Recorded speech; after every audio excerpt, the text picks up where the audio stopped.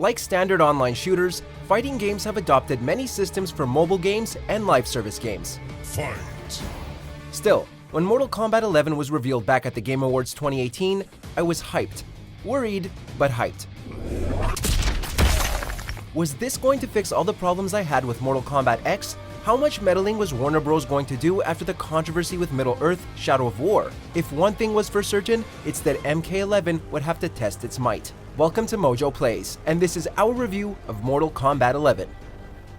Before we begin, we publish new content all week long, so be sure to subscribe and ring the bell to get notified about our latest videos.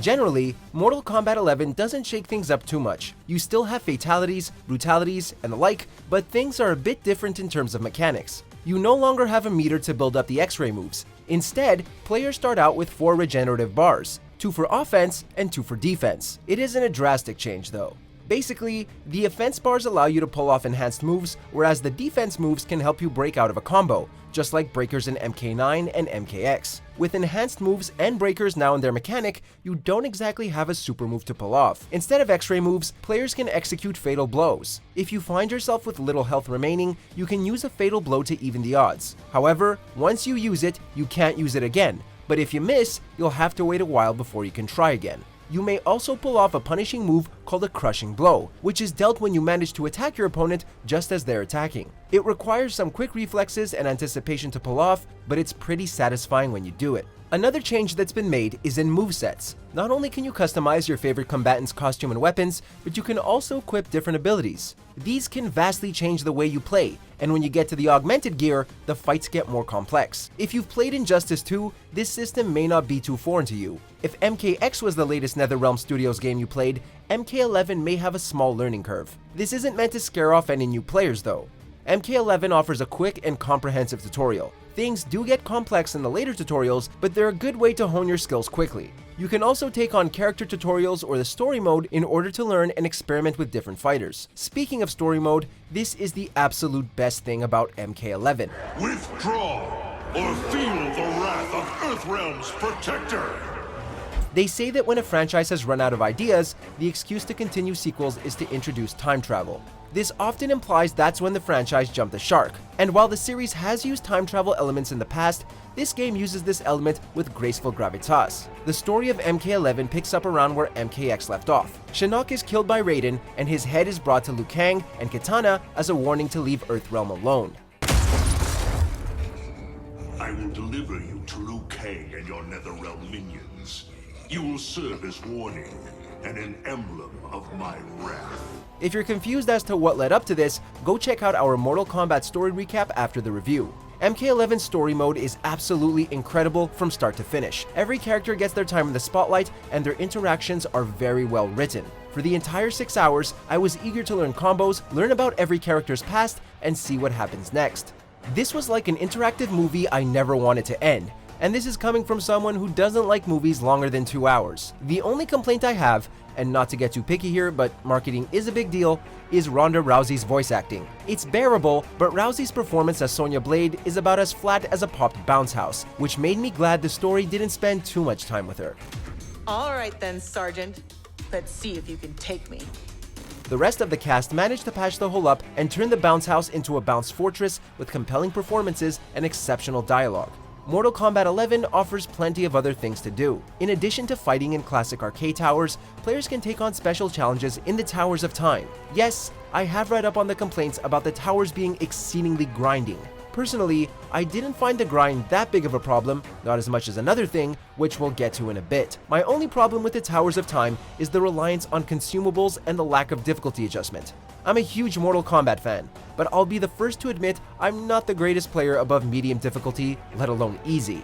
So, the Towers of Time whooped my ass, and it never felt like a truly fair fight. As the tutorial towers taught me, I would need to use whatever consumables I had at my disposal, and this is where my main problem with the Tower of Time lies. Consumables are power-ups that you can equip right before a fight that allow you to regain health, grant yourself temporary armor, or call in a character for assistance. Unlike MK9 and MKX, however, consumables in MK11 turn the whole experience into Candy Crush. Oh, you're stuck on a fight? Well, use this consumable that may or may not help you. Don't have that consumable? Better go farm for coins and open chests. What hurts more is that there are certain unlockable cosmetics that can only be acquired in Towers of Time. NetherRealm Studios is aware of this issue because of complaints and has said they will adjust the grind very soon.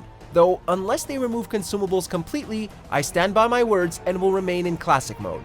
Of course, you can send AI to fight offline towers for you, but the grind is still real.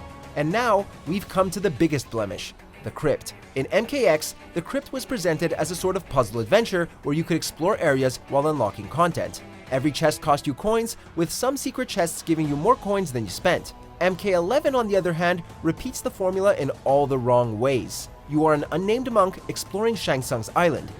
Welcome, traveler. I am Shang Tsung, and this is my island. As you explore, you can open chests to unlock content and find Easter eggs. You can also acquire items once wielded by different characters to aid you in accessing different areas. The concept is great and all, but the execution is about as flawless as button mashing for a fatality. Chests are more likely to give you consumables rather than cosmetic items, intros and outros, or even brutalities and fatalities. Once you've opened every chest in an arena, you'll have to spend coins to reset the chests. Oh, and this doesn't reset the room. This only resets a certain number of chests depending on how much currency you spend.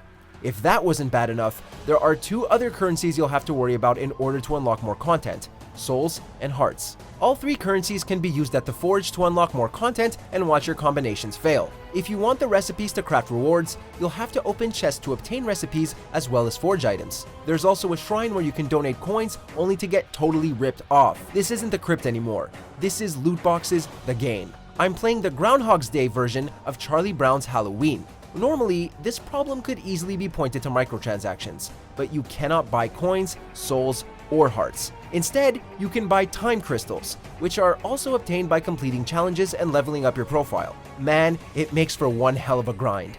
Your only way around unlocking fatalities is to just refer to the main guides online. Unlocking a fatality only makes the input visible in your move list. It doesn't restrict you from pulling it off if you know the code.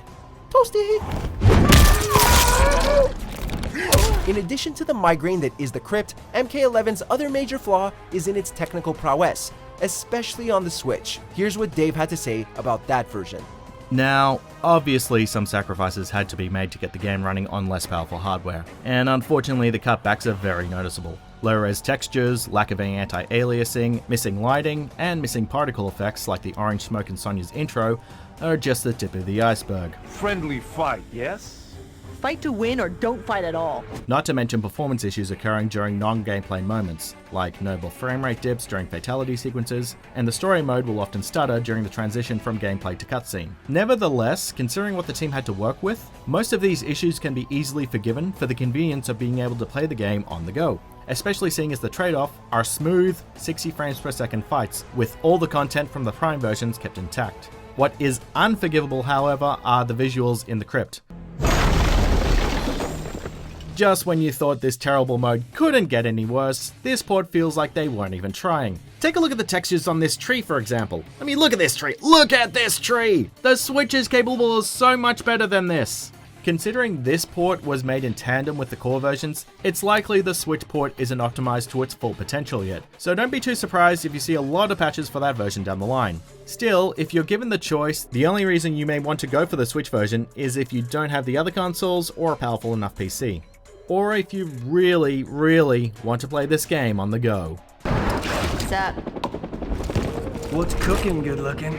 Ugh, no. Seriously? Wait, what? Not what I meant. It isn't surprising that the Switch ended up getting a severe downgrade in visuals. However, the PS4 version also had issues.